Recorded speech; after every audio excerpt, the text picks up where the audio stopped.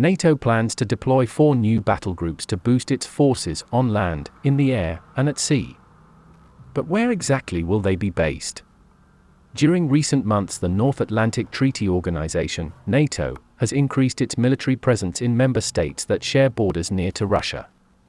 The alliance has acted in an effort to deter Russian President Vladimir Putin from launching further invasions beyond the current war in Ukraine.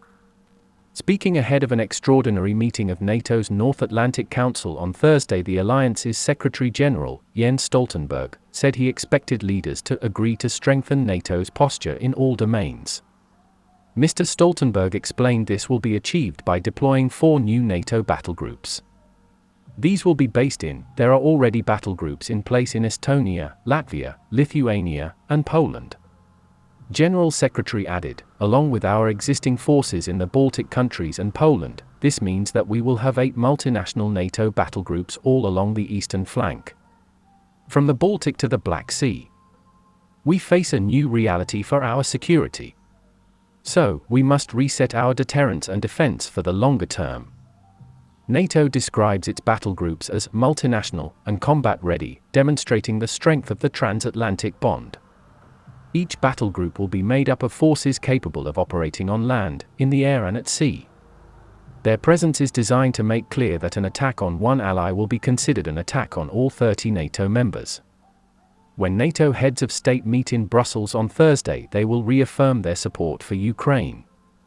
The provision of cybersecurity assistance and equipment to help Kiev protect against chemical, biological, radiological and nuclear threats are all expected to be approved.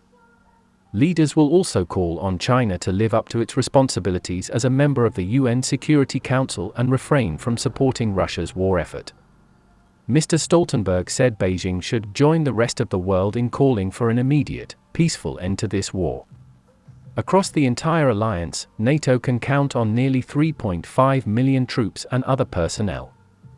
Since 2014, the NATO Response Force, NRF, which is designed to provide a rapid military response in a crisis, has grown from 13,000 to 40,000 troops. The majority of these forces have been stationed in Eastern Europe to allay fears along the military bloc's border with Russia. Countries including Estonia, Latvia, Lithuania, and Poland already have large numbers of NATO military personnel posted within their borders.